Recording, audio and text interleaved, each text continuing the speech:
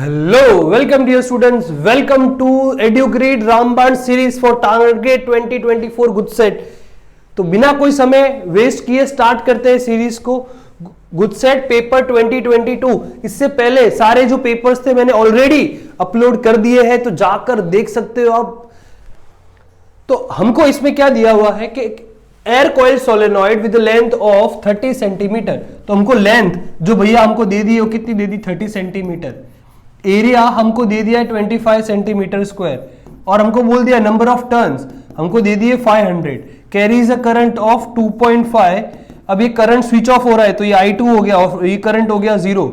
और ये होने के लिए जो समय लगा वो कितना लगा, 10⁻³ सेकेंड्स लगा। How much back EMF will be produced across the end open switch in a circuit, ignore the variation in the magnetic field।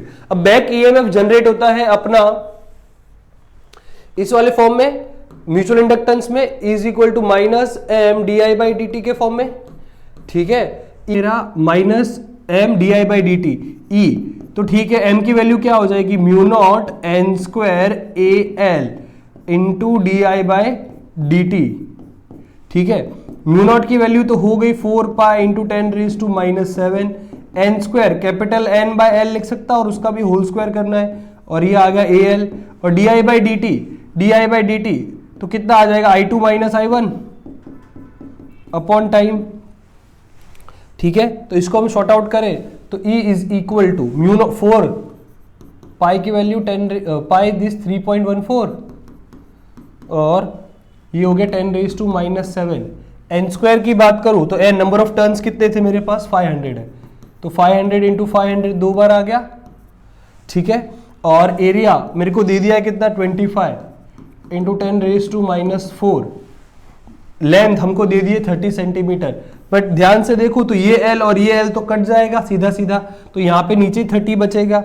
और di/dt I2 तो मेरा 2.5 है, ठीक है, और बाकी वो 0 है, तो 2.5 डिवाइड बाई 10⁻⁻3। और ये भी सेंटीमीटर में था इसलिए 10⁻⁻2।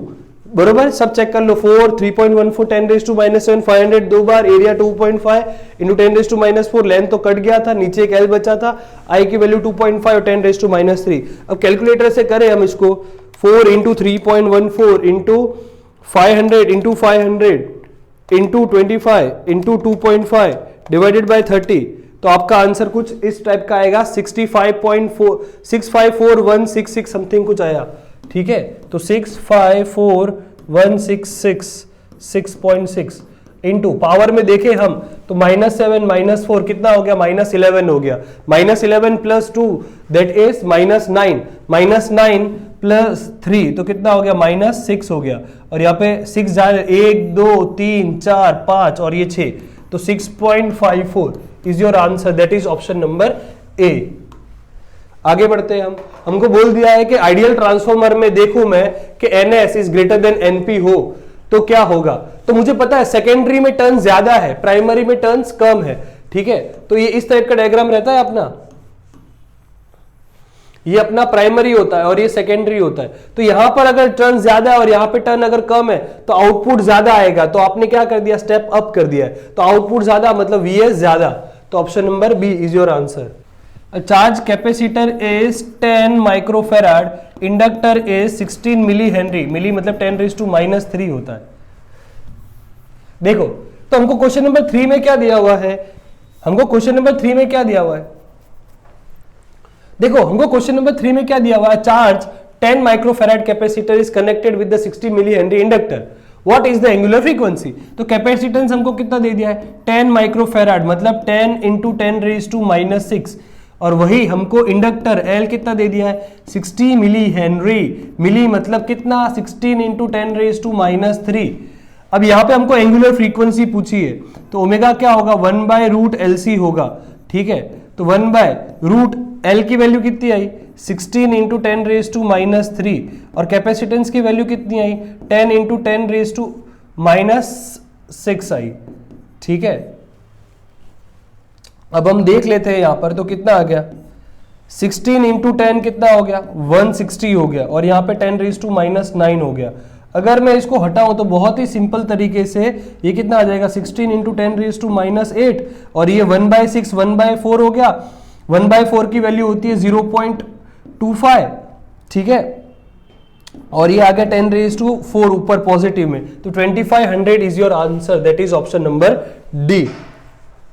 अब यहां पे बोला हुआ है हमको light bulb is rated 200 what, मतलब भैया पावर दे दी है 200 वॉट और वोल्ट दे दिया 220 और हमको पूछा रेजिस्टेंस, तो P is equal to V²/R होता है और हमको ढूंढना क्या है R ही, तो दैट इज V²/P। तो V दो बार लिखे 220 इंटू 220 डिवाइड बाय पावर कितना आ गया 200, ये दो जीरो कट 2, ये 11 जा हो गया, ठीक है कि नहीं। 11 2 जा 22 टू कैरी 11 2 जा 22 प्लस 2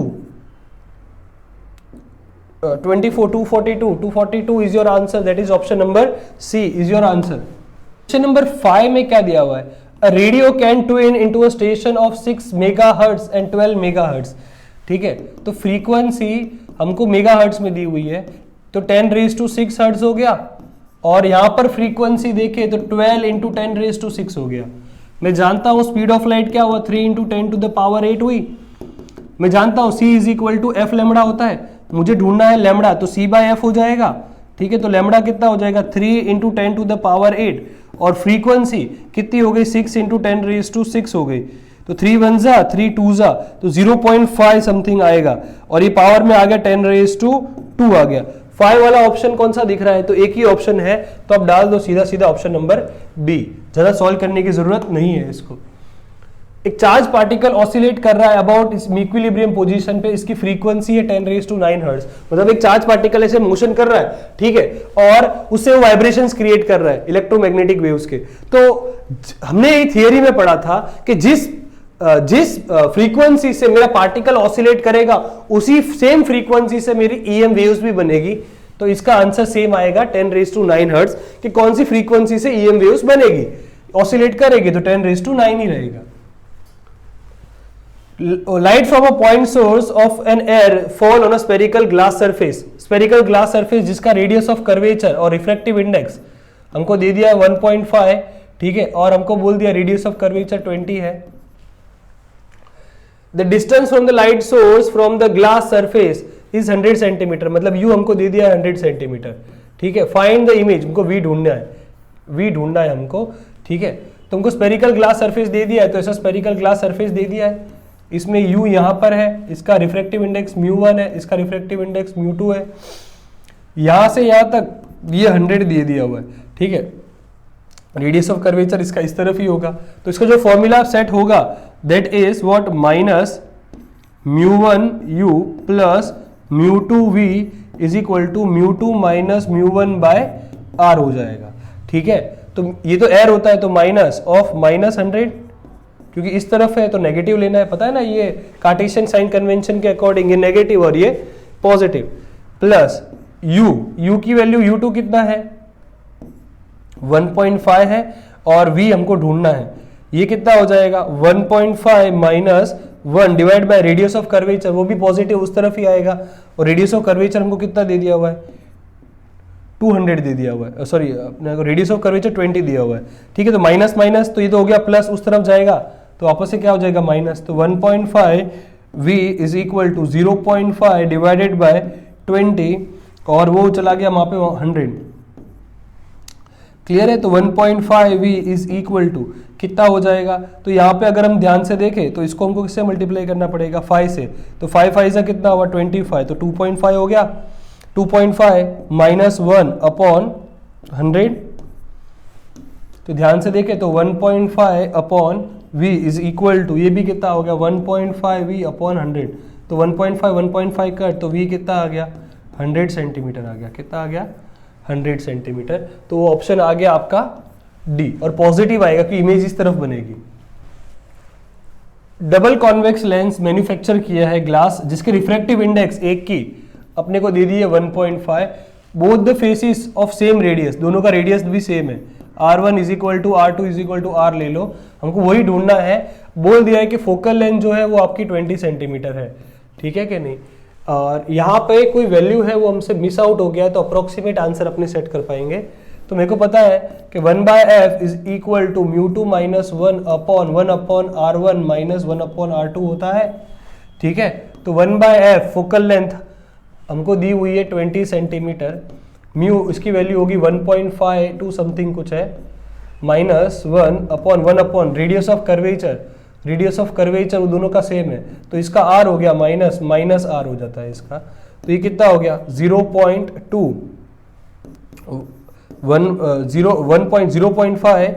और ये आ जाएगा 2/r। हमको r ढूंढना है, तो r कितना हो जाएगा, r is equal to 0.5 into 2 into 20 हो गया। ठीक है, तो ये तो हो गया 1, तो आंसर इज अप्रोक्सीमेट 20 आता है, पर ऑप्शन में नहीं है, तो नियरेस्ट वैल्यू इज 22 सेंटीमीटर। क्यों? क्योंकि यहाँ पे कुछ मिस आउट हो गया हमसे। Focal length of a convex lens of focal length 30 centimetre in contact with the concave lens of focal length 10 centimetre. तो यहाँ पे कॉम्बिनेशन ऑफ लेंस का कॉन्सेप्ट आ गया, तो मैं जानता हूँ 1/f इक्विवेलेंट क्या हो जाता है, 1/f1 प्लस 1/f2 वाला फॉर्म आता है। इसमें भी अगर मैं ध्यान से देखूं, कॉन्वेक्स है तो पॉजिटिव आएगा और कॉन्केव है तो वो नेगेटिव आएगा, तो 1/30 प्लस माइनस 1/10 हो जाएगा। एलसीएम कितना आ रहा है, 30 का आ रहा है, तो 2/30, तो ये 1/f इक्विवेलेंट हो गया।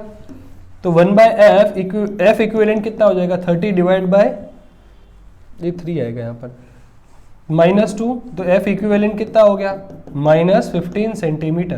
कितना आया -15 सेंटीमीटर, तो वो ऑप्शन में आता है ऑप्शन नंबर ए। दो स्लिट है, दो slit made up of 2 mm apart, तो हमको स्मॉल d दे दिया है 3 × 10⁻³ मीटर और स्क्रीन को 2 मीटर अवे रखा गया हुआ है। हमको फ्रिंज सेपरेशन मतलब बीटा ढूंढना है ब्लू, और उसका जिसका वेवलेंथ हमको दे दिया हुआ है 600 नैनोमीटर। तो आप बताओ क्या होगा, तो मुझे पता है lambda capital D by small d ये होता है फ्रिंज सेपरेशन का फॉर्मूला। इसमें भी हमको पता है कि ये 600 नैनो मतलब 10⁻⁹, डिस्टेंस 2 मीटर आ गया, कैपिटल 3 × 10⁻³ हो गया।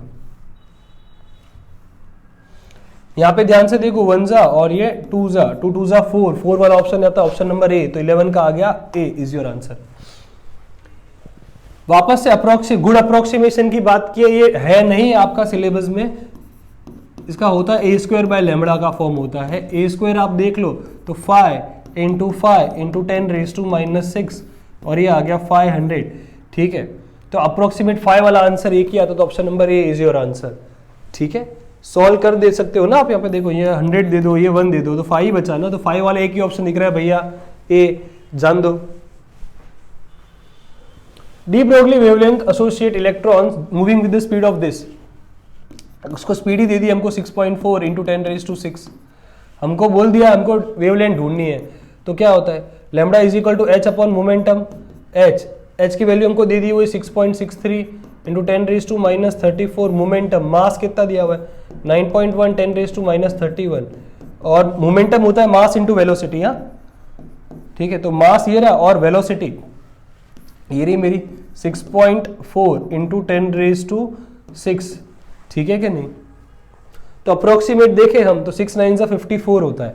ठीक है, इसको कैलकुलेटर से ही करना पड़ेगा, बहुत पास वैल्यू है तो फटाफट से कर देते हैं। तो 6.63 डिवाइडेड बाय 9.11 डिवाइडेड बाय 6.4, तो 1137 समथिंग कुछ आएगा, 1137 समथिंग, तो अप्रोक्सीमेट क्लोज तो यही आता है। ठीक है, वापस एक बार देख लेते हैं। 6.63 भैया divide by 9.11 divided by speed is 6.4, 113 approximate 1137 approximate करूंगा तो 114 हो जाएगा, तो option number B is your answer. An electron has an alpha particle and proton has the same kinetic energy, मतलब अल्फा पार्टिकल और प्रोटॉन की सेम काइनेटिक एनर्जी है। तो आपको पूछा हुआ है which of this particle has a shortest de Broglie wavelength. De Broglie wavelength हमने पढ़ा है lambda is equal to h upon momentum या फिर √2m/ke, because kinetic energy same है। तो मुझे पता चल गया कि लैम्बडा जो है वो मास पे डिपेंडेंट है। अब जिसका मास ज्यादा उसका लैम्बडा कम, हमको शॉर्टेस्ट पूछा है ना यहाँ पे, इसकी वजह से। तो अब यहाँ पे देखो प्रोटॉन अल्फा पार्टिकल और इलेक्ट्रॉन में मास किसका ज्यादा होगा। ऑफ कोर्स अल्फा पार्टिकल का। क्यों? वो होता है 2 हीलियम 4, 2 He4 होता है, जहां पे टोटल 2 प्रोटॉन 2 न्यूट्रॉन है, तो इसका मास ज्यादा होता है, इसलिए शॉर्टेस्ट वेवलेंथ इसकी होगी। और डिफरेंस हमको दे दिया है, मतलब एनर्जी डिफरेंस हमको दिया हुआ है 5.4 electron 1 separate of 2 energy level, 2 energy level का। फ्रीक्वेंसी ऑफ रेडिएशन एमिट कितनी होगी when the atom makes a transition from upper level to lower level. तो ये है, एटम नहीं आएगा यहाँ पे, इलेक्ट्रॉन आएगा, ठीक है। इलेक्ट्रॉन यहाँ से यहाँ ट्रांजिशन करेगा तो उसके पास ऑफकोर्स वो एनर्जी रिलीज करेगा, वो एनर्जी है एच न्यू के फॉर्म में, एनर्जी आ गई, वो एच न्यू हो गई। हमको वो ढूंढना क्या है, हमको ढूंढनी है फ्रीक्वेंसी, न्यू ढूंढना है, ठीक है। तो एनर्जी की वैल्यू जो है हमको दी हुई है 5.4, इलेक्ट्रॉन है मतलब 1.6 इंटू 10⁻⁻⁹ और फ्रीक्वेंसी ढूंढनी है मतलब h डिवाइड में जाएगा तो कितना आ गया 6.625 इंटू 10⁻⁻34, ठीक है। ये भी हम कैलकुलेटर से कर देते हैं। 5.4 इंटू 1.6 डिवाइडेड बाय 6.625 तो कितना आ गया 1.30 समथिंग। तो देखो दो ऑप्शन मैच करते हैं, तो फटाक से आंसर टिक नहीं कर देना इसके अंदर, ठीक है। तो दोनों में 1 पॉइंट, खाली पावर का ही देखना है अपने को। तो 34 में से सर 19 गया, बचा कितना 15, 15 वाला ऑप्शन है ऑप्शन नंबर ए। तो इसका आंसर भी पूरा ये आएगा। 16 नंबर क्वेश्चन में हमें क्या बोला है, what is the shortest wavelength present in the pass chain series of a spectral line. मुझे शॉर्टेस्ट वेवलेंथ ढूंढनी है। देखो शॉर्टेस्ट वेवलेंथ ढूंढनी हो तो हमेशा इन्फिनिटी से लेने की, कहीं पर भी। अब जैसे यहां पर लाइमेन बाल्मेर पास चेन 3 पे होता है, तो इन्फिनिटी से 3 पे ले लो तो आपको यहां मिल जाएगी शॉर्टेस्ट। वही अगर मैक्सिमम बोला होता तो आपको 4 से 3 लेनी थी, ठीक है कि नहीं। तो ये कितना आ गया 1/λ is equal to r 1/n1² minus 1/n2²। तो 1/λ रीडबर्ग कांस्टेंट होता है 1.097 इंटू 10⁻⁷। n की वैल्यू अगर मैं बात करूं तो यहां पर सर यहां पे आएगा एक 3 और यहां पे आएगा इन्फिनिटी, तो अपने को दिखना ही नहीं है इन्फिनिटी, तो 0 हो जाएगा। तो 1/λ इज इक्वल टू कितना आ गया 1.097 इंटू 10⁻⁷ डिवाइडेड बाय 9 हो गया। तो लैम्बडा कितना हो गया 9 डिवाइड बाय 1.097 इंटू 10⁻⁷ वाला फॉर्म आ गया, ठीक है। अब कैलकुलेटर दबा देते हैं हम, तो कितना आ गया 9 divided by 1.097 divided by 9 divide by 1.097, तो भैया आ रहा है 82 समथिंग कुछ आया, 82 वाले की नंबर है, तो option number D is your answer. हमको बोला हुआ है radius of innermost orbital of electron आपको दे दी हुई है ये, दैट इज r1, और आपको पूछा है r3 कितना होगा।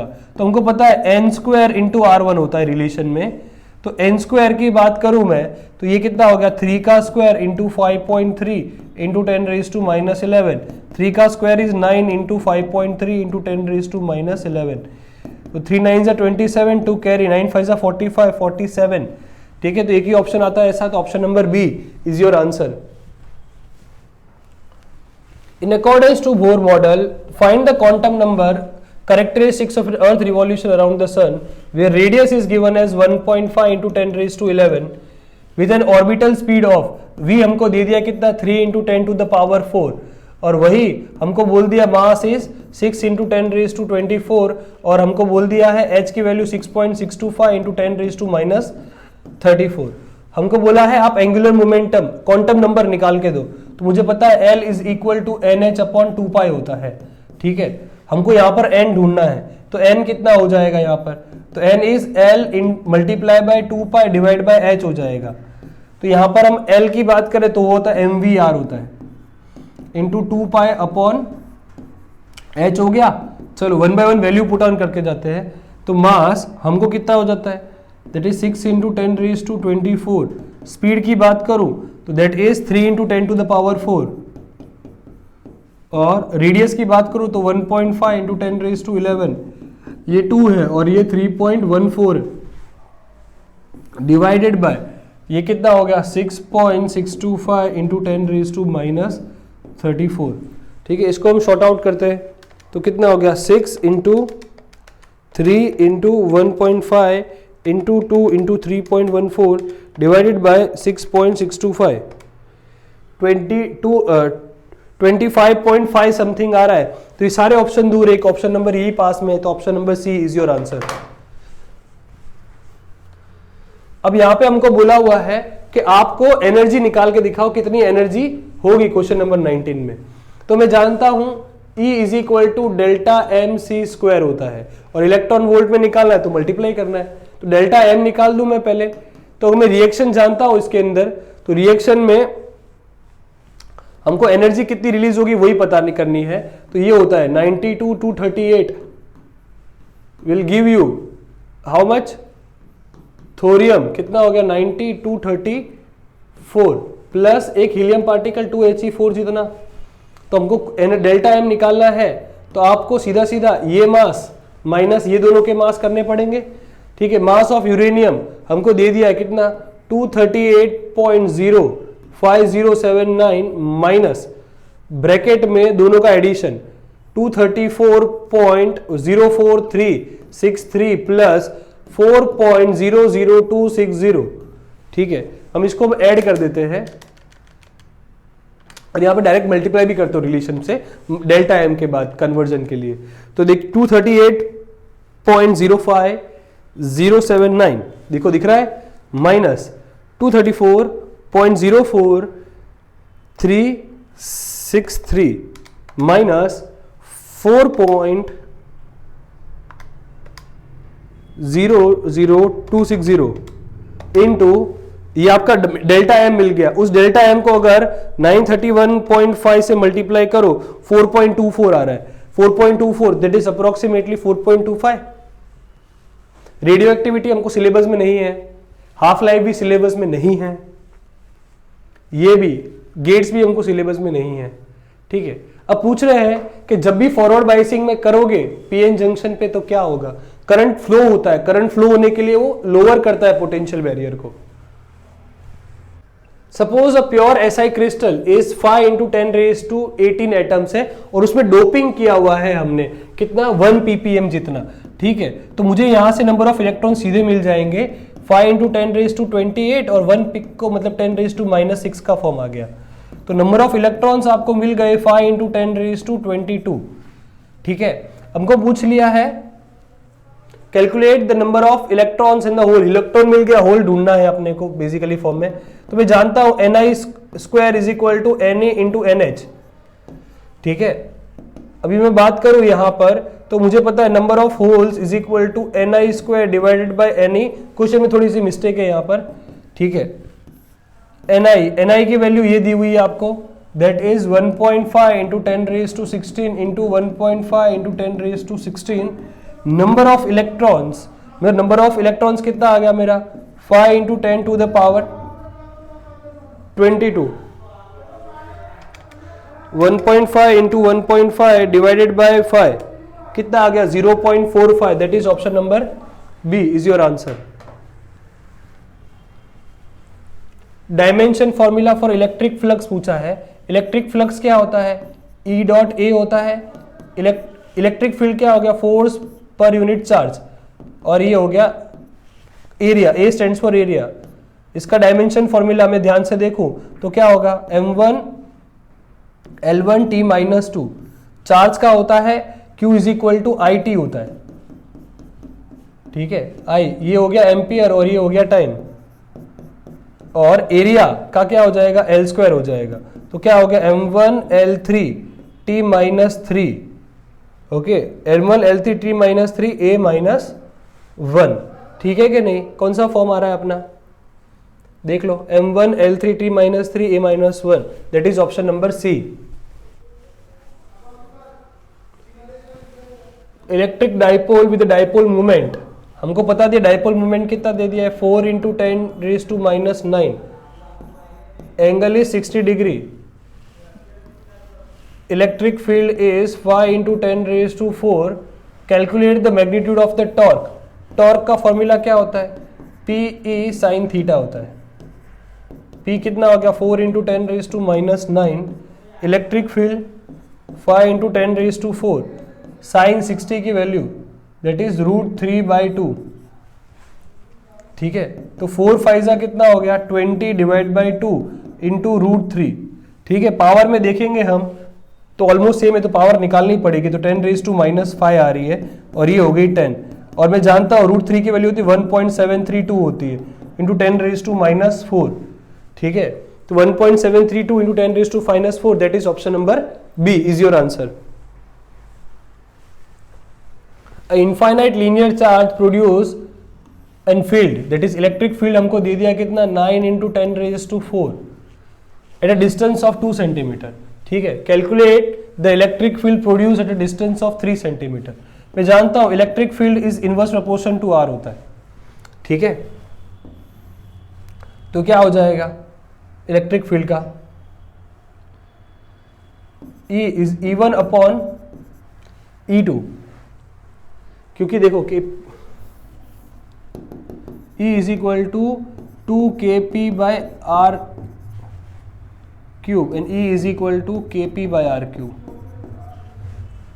ओके, ये अपने डाइपोल का आ गया, और इनफाइनाइट लॉन्ग वायर होता है E is equal to inversely proportional, relation create करते हैं तो इनवर्स प्रोपोर्शन टू R ही आता है, that is E1 upon E2 is equal to R2/R1 हो जाएगा। हमको ढूंढना क्या है, E2 ढूंढना है, तो E2 क्या हो जाएगा, that is E1 into R1 upon R2 हो जाएगा।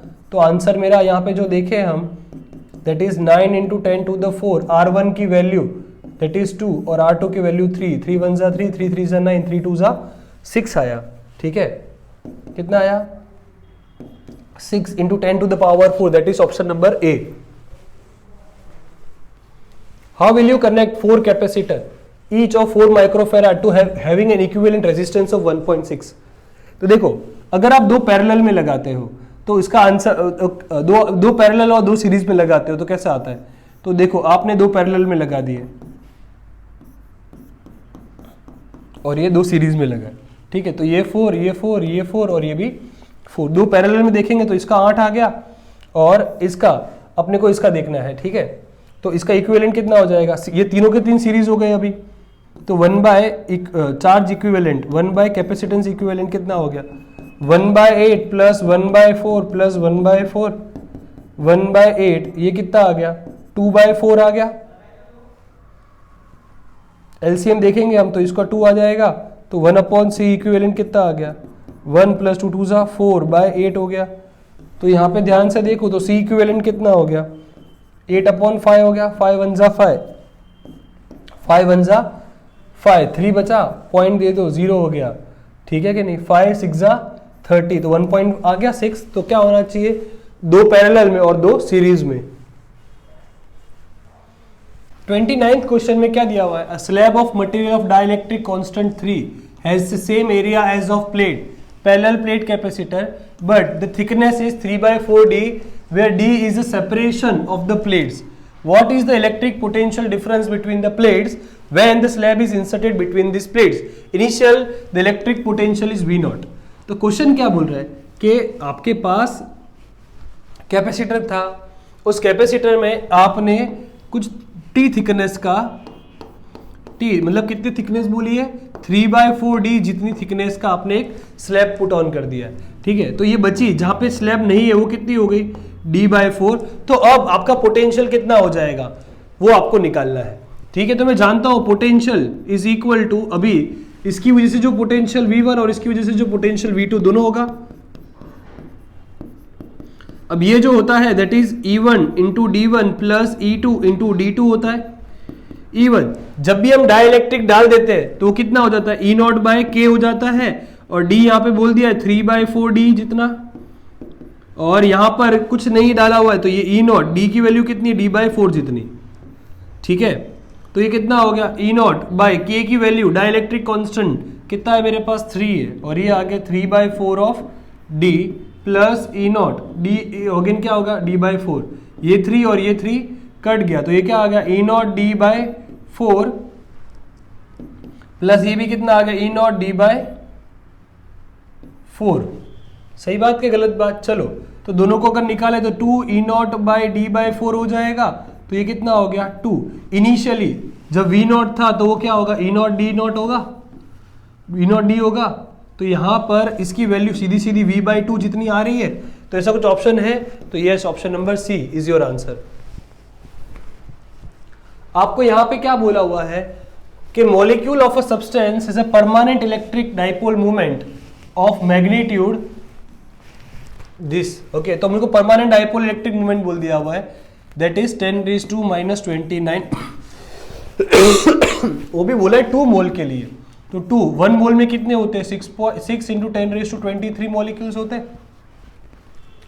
तो हमको जो आंसर मिलेगा 6 2 ज़ा 12, तो 29 और ये कर देंगे तो 10⁻6 जितना आ गया। अब मुझे ढूंढना क्या है? Potential energy. तो कितना हो गया? P × E हो गया, दैट इज 12 × 10⁻6। इलेक्ट्रिक फील्ड कितना हो गया? 10⁻6। ठीक है, और ये -PE होता है, तो ये पॉजिटिव, ये तो कट हो गया पावर में, तो आंसर कितना आया? -12 जूल। कितना आया? -12 जूल। रूम टेम्परेचर पे जो बोले R27 डिग्री सेल्सियस पे मेरा रेजिस्टेंस है 100 ओम है, तो टेम्परेचर क्या होगा जब मेरा रेजिस्टेंस मुझे 137 ओम मिलेगा? यहाँ पे देखो कोएफिशिएंट जो है वो 1.35 × 10⁻⁻4 है। तो फॉर्मूला क्या हो जाएगा? RT = R27 1 + alpha delta T। तो R27 कितना दिया हुआ है यहाँ पर हमको? अगर मैं ध्यान से देखूं तो मुझे यहाँ पे टेम्परेचर निकालना है। ये तो मुझे दे दिया है 137 ओम और ये दे दिया है 100 ohm. 1 + alpha delta T that is T2 - T1। तो ये 137 divide by 100 equal to 1 + alpha T2 कितना है टेम्परेचर और ये कितना है टेम्परेचर। तो टेम्परेचर डिफरेंस हमको देखना है। तो यहाँ पे हम देखेंगे टेम्परेचर का डिफरेंस कहाँ गया? टेम्परेचर 27 कितना दिया हुआ है अपने को यहाँ पर? इनिशियली 27 था, फाइनल मुझे नहीं पता है, तो वो निकालना है। तो अगर मैं ध्यान से देखूँ तो 137 डिवाइडेड बाय 100 -1 0.37 आ गया, तो ये आ गया 0.37 -1 करने के बाद, और अल्फा की वैल्यू हमको दे दी हुई है 1.35 × 10⁻⁴ T - 27। तो ये जाएगा मेरा डिवाइड में, तो 1.35 × 274 आ गया, प्लस आप इसमें कर दो 27 2767 something 2767। Option number A is your answer. अब यहाँ पर बोला हुआ है 32 नंबर में कि मुझे रेजिस्टेंस कितना होगा वो बताओ। तो मुझे पता है यहाँ पे 15 वोल्ट है पैरेलल कनेक्शन में, तो यहाँ पर भी 15 वोल्ट होगा और यहाँ पर भी 15 वोल्ट होगा। ठीक है, मुझे यहाँ से करंट मिल जाएगा और मुझे यहाँ पर पावर भी दिया हुआ ही है। तो मैं जानता हूँ power is equal to VI होता है, तो पावर इक्वल टू VI हो गया, तो 150 हो गया, और आप वोल्ट लगा रहे हो कितना? 15 वोल्ट, तो करंट मिलेगा 10 एम्पियर करंट है। और यहाँ पे अगर मैं ध्यान से देखूं तो मुझे यहाँ पे कितना करंट ड्रॉ हो रहा है? That is 15 divide by 2 that is 7.5। तो इसमें से करंट कितना जा रहा है? 2.5 अमाउंट जितना करंट जा रहा है। तो मुझे यहाँ पर रेजिस्टेंस ढूंढना है अगेन, तो V = IR हो गया, और यहाँ पर वोल्टेज तो सेम ही लगेगा 15 डिवाइड बाय 2.5 = R हो गया, और वो आएगा मेरा 6 ओम। Is your answer.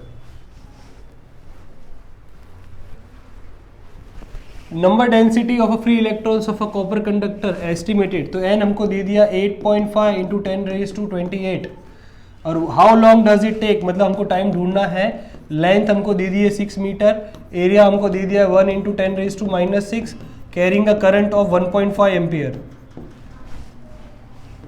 ठीक है, हमको ढूंढना है टाइम, तो मैं जानता हूं I = निया वरुण धवन, NEA और वरुण धवन।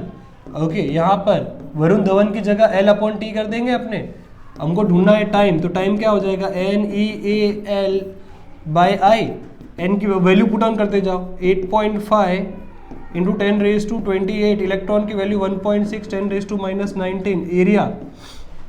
एरिया आ गया 1 × 10⁻6, और length 6 metre long, 6 metre divided by current मेरा कितना आया? 1.5। इसको हम शॉर्ट आउट करते हैं तो कितना आ रहा है? 8.5 × 1.6 × 6 डिवाइडेड बाय 1.5 कितना आ गया? 54.4 समथिंग। तो एक ही ऑप्शन आता है, तो option number B is your answer.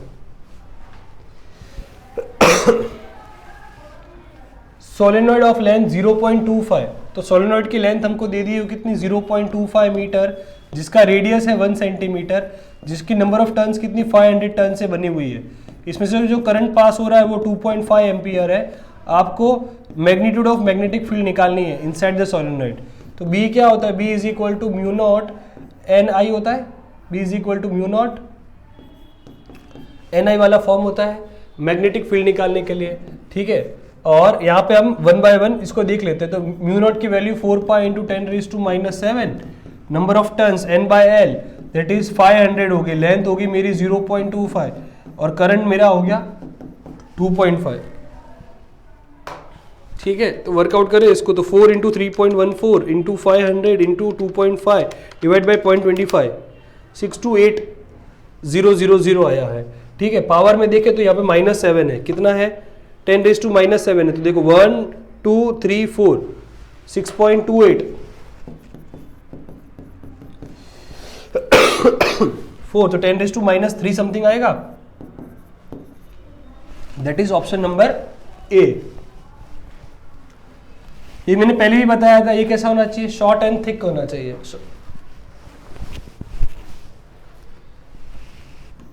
Two long and parallel straight wires A and B carrying a current of 10 ampere and 4 ampere in the same direction separated by a distance of 2 centimeter.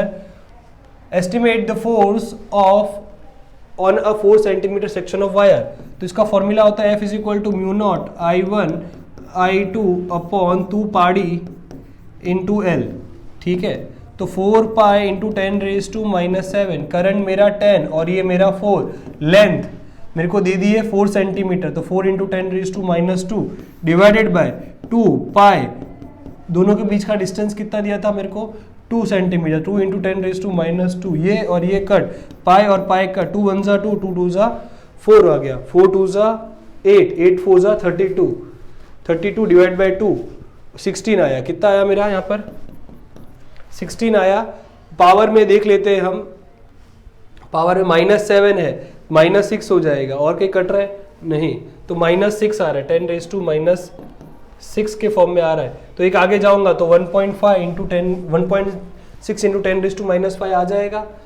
Solenoid core of a material having a relative permittivity is 400, relative मतलब mu R हमको दे दिया है 400, windings of a solenoid are insulated from a core carry a current of, current कितना दे दिया 1 ampere, और हमको पूछ लिया, बता दिया number of turns per unit length, metre पर हमको दे दिया है 1000, और मैग्नेटिक फील्ड ढूंढनी है। तो B is equal to mu naught times N I होता है, बट ये म्यू नॉट अभी mu naught into mu R होगा, और ये आ गया एन आई, तो ये आ गया 4 पाई इंटू 10⁻⁷, और इसकी वैल्यू कितनी दी थी अपने को 400, number of turns per unit length 1000 दे दिया था, और करंट मेरे को दे दिया हुआ है 1 एम्पियर, ठीक है। तो 4 इंटू अपने वो पाई के फॉर्म में रखना है, तो 4 4 16 पाई आने वाला है, ठीक है, पाई, ठीक है। अब देख लेते हैं यहाँ पर 0 1 2 3 4 5, तो ये कितना हो गया 10⁻⁻² हो गया, तो -2 कहाँ दिख रहा है, ये रहा सीधा सीधा ऑप्शन नंबर सी, कोई मिस्टेक नहीं था। A short bar magnet placed with an axis of 30 degree, तो थीटा कितना दे दिया है 30 degree. External magnetic field B दे दिया हमको 0.25, experiencing a torque of 4.5 into 10⁻², what is the magnetic moment, magnetic movement मतलब m ढूंढना है m, तो torque is equal to mb sin theta होता है, torque equal to mb sin theta, हमको ढूंढना है m, तो m will be what torque divide by b sin theta, तो टॉर्क 4.5 इंटू 10⁻², ठीक है। b वैल्यू 0.25 साइन 30 0 1/2, तो ये 2 ऊपर आ जाएगा, ठीक है। तो इसको फटाफट से हम शॉर्ट आउट करें तो कितना आएगा 4.5 इंटू 2 डिवाइड बाई 0.25, 36 कितना आया 36 इंटू 10⁻², तो 0.36 something answer, that is option number A. Polarity of an induced EMF such that it tends to produce a current which opposes the change in magnetic flux. वो कौन होता है जो oppose करता है इंड्यूस करंट को, तो वो स्टेटमेंट था लेंज लॉ का, किसका था लेंज लॉ का।